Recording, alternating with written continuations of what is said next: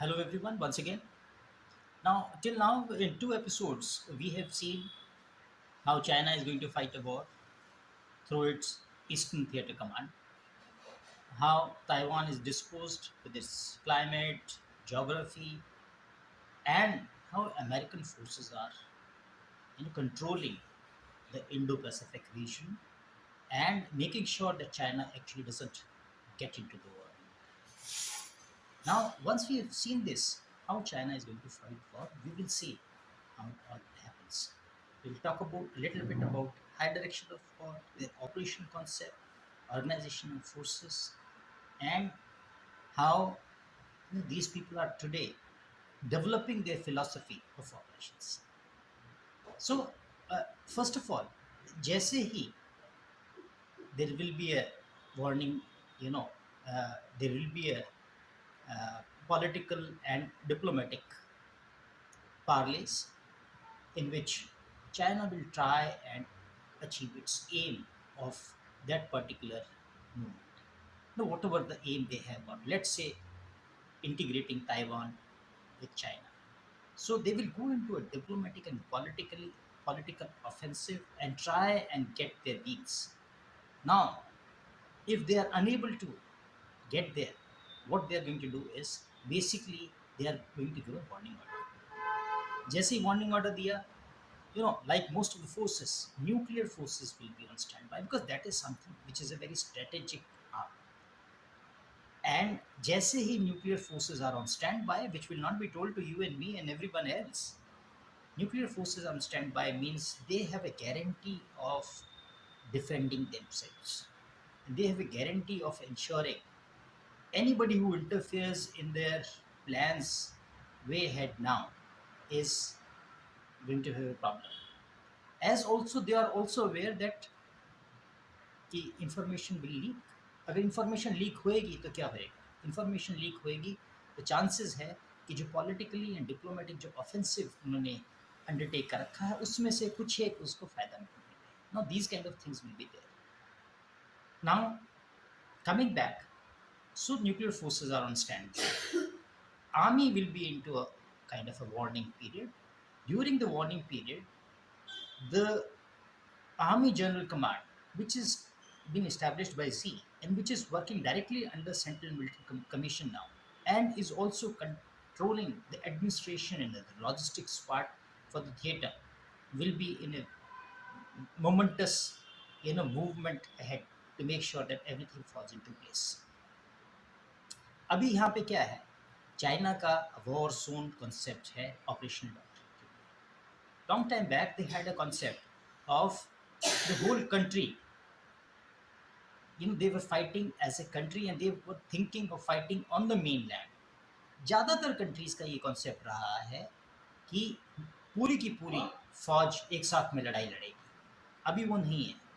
Most of the countries have reconfigured themselves to to fight a limited war under high-tech conditions. So similarly, China has also undergone a change. They have this war zone concept for operational doctrines, conducting limited war under high-tech conditions, joint services campaign within which independent sub-campaigns, including combined arms group, air operations, naval operations, rocket force, cyber, electronic information campaigns, etc. They will be conducted one direction but fought on multiple fronts. And this will be conducted by Unified Joint Services Theatre Command under National Supreme Command. I hope everybody has got the gist of it.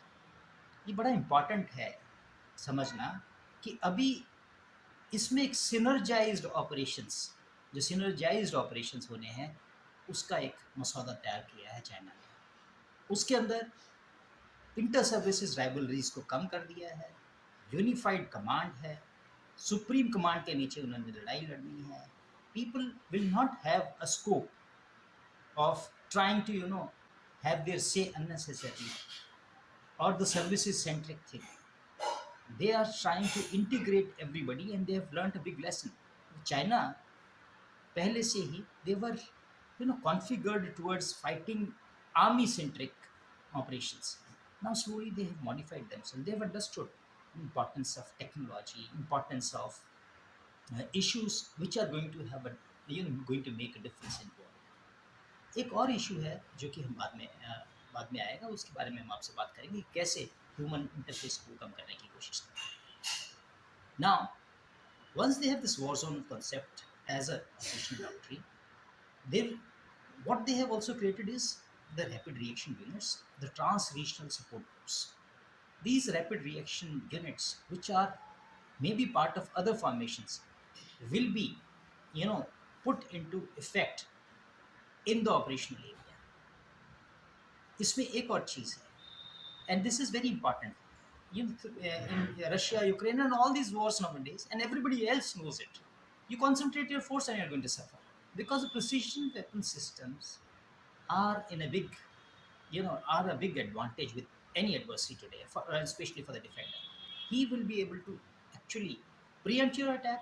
He will be able to destroy a large portion of your attack if you concentrate force because precision and accuracy of weapon system increase.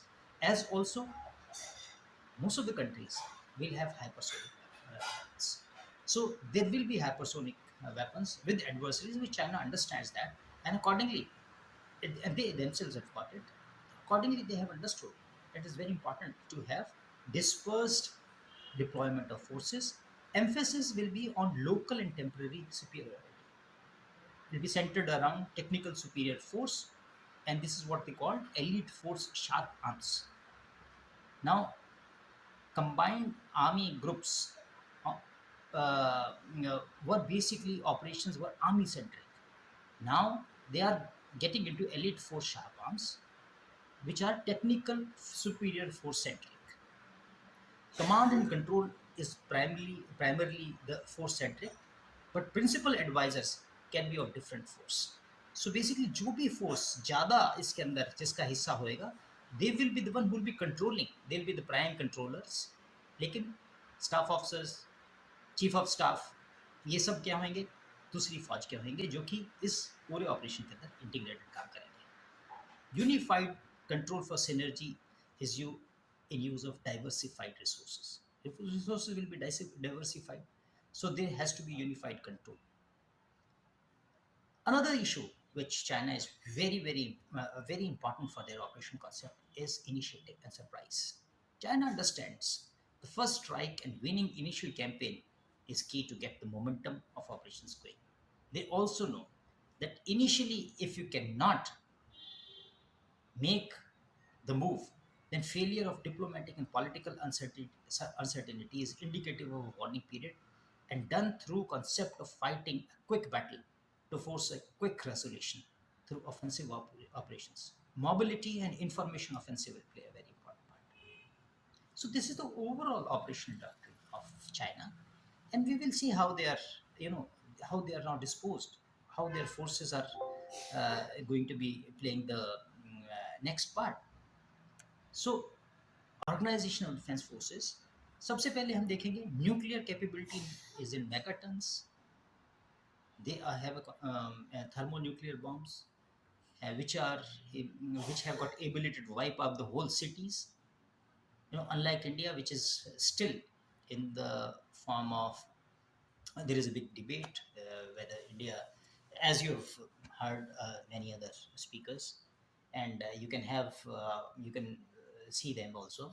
The India still has got probably does not have thermonuclear capability and megaton capability, so they are still in kilotons. So their ability to destroy a portion of city would be there. So ability of a country to withstand the strike will be there.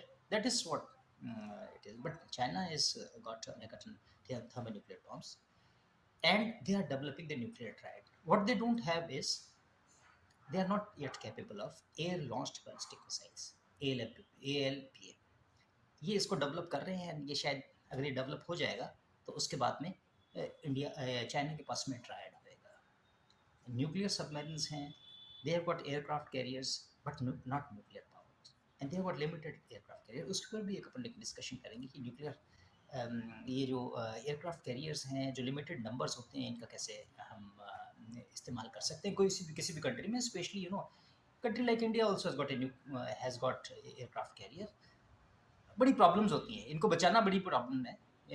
इनको इस्तेमाल करना एक बहुत बड़ा जिद्दोजहद का काम है किसी भी एक फोर्स के लिए। एक इतने बड़े कैरियर को जितना एक्सपेंसिव है, उसको बचा के रखना एक बहुत बड़ी प्रॉब्लम है। उसका डिफेंस, उसके ऊपर बहुत ज़्यादा पैसा खर्च है। ये सारी चीज़ें आती हैं इसके अंदर। क्या है? China is developing number of aircraft carriers. They've already got two. They are developing the third one. They will be having number of them. And once they are into that frame, like Americans have got, who have got number of aircraft carriers, and they are able to dominate the battlefield. They are able to dominate the sea. They will, you take out one aircraft carrier, but there are other aircraft carriers to support the same kind of an operation, the same kind of system. They will be able to have the momentum. So this is very important. You have to understand the employment of aircraft carriers. Why most of the armies and smaller armies, especially the Western nations, have done away with the aircraft carriers is something which we have to think of. Or if we are a force to be reckoned with, or a country, we should not be restricting ourselves to limited number of aircraft carriers. We have to go in for a large number of them. If you want a blue water naval capability, then you have to do that. Okay. Now coming back, actively developing AI for military use. China is actively developing artificial intelligence. इनका ये है कि human interface को कैसे न कैसे कम करना. They want to reduce the human interface as much as possible, so that human fallibility on the battlefield is really not proving disastrous, which is happening most of the time, which happens most of the times in battles. AI is going to play a very important role, and they have this system of singularity of battlefield, which has been proposed.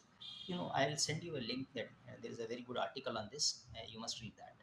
And singularity of battlefield, in which how artificial intelligence is being developed by China, probably is already under great amount of development with Americans and other armies, other forces are also trying. They have the largest navy in the world, two carriers, 350 ships, and 130 surface combatants.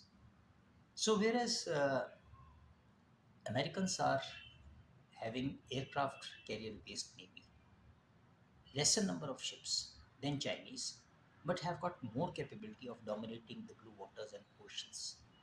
China, as of now, is only concentrating till the first line of island, which is using Taiwan and this side of Philippines and South China Sea. They are not still capable enough to get to the second line of islands, which is connecting to Japan and Guam and further down below till middle of Indonesia. China is still not in that stage. Their ability to actually dominate Pacific is still not there. We can understand what game they are going to play as far as Navy is concerned. They have got about 1,250 launched ballistic missiles, and comprising of about and a very integrated air defense system, a very excellent air defense system, which is comprising of S-400s, S-300, number of Chinese platforms for air defense. They have formed air defense brigades, which we will be seeing, and which are part of the theater commands and the forces which are going to take part in operations. PLA has also raised this PLA Strategic Support Force, which is a theater command level organizations established to centralize the PLA's strategic space, cyber, electronic and psychological warfare missions and capabilities. जितने भी ये बाकी के जो domain हैं आज की तारीख में सबको पता है कि लड़ाई is not limited to the fighting soldier. Of course, it is they are the one who are battle winning factor. They are the one who is going to be standing on the ground and ground holding, as has been recently said by the American general while there was a conference or amongst various nations, and he said कि भाई ground अगर जब तक नहीं hold करोगे तब तक कुछ नहीं है. Ground holding तो that soldier will do. But what is happening? That soldier needs to be supported with so much of synergized weapon systems, platforms, information, intelligence. Otherwise, he will not be able to stand on that ground.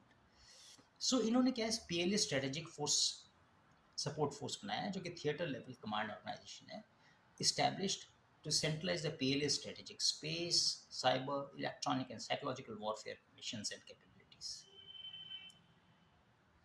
Now, you are all aware their forces are organized into five theater commands having 13 core sized forces, which in turn have got land forces comprising 25 infantry divisions, 9 armored division, 8 artillery divisions.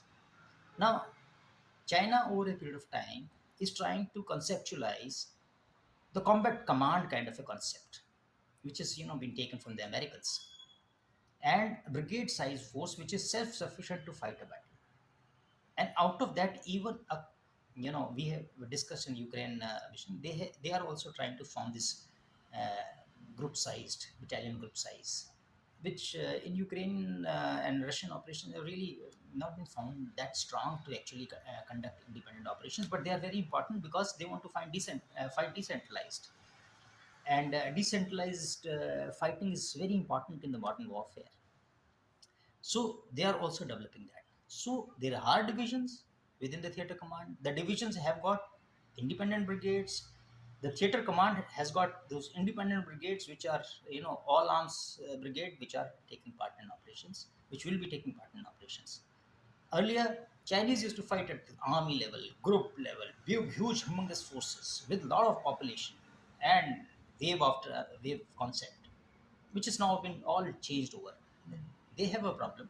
They will have a problem of this one child norm, because one child norm doesn't mean you are not going to have people who are going to fight well, in spite of whatever we might say. Ability of a family to sacrifice a child is there more there when they have got multiple children, and few of them go away in the war, fight well, done and dusted. It's okay, part of the game. Single child in a family, sending away to fight a war, and the way he has been raised, that emotional content in that, I think it's very difficult. Let's say, but this is something which it will be proved with time. Okay, so now these are full combined arms brigade under these commands.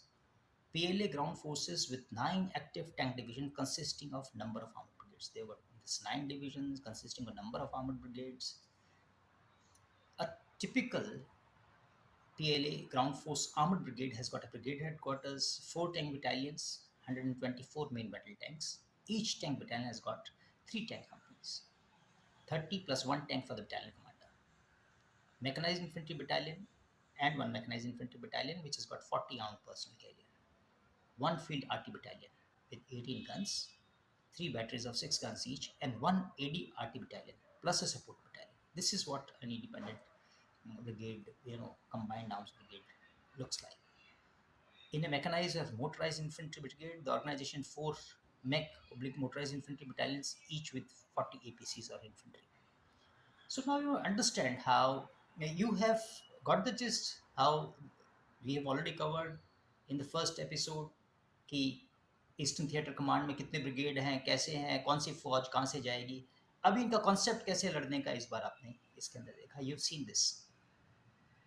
It's very important to you actually read 2 3 papers on this. One is on this intelligized warfare, uh, which is now transforming from information war to intelligence warfare based on artificial intelligence and the concept of um,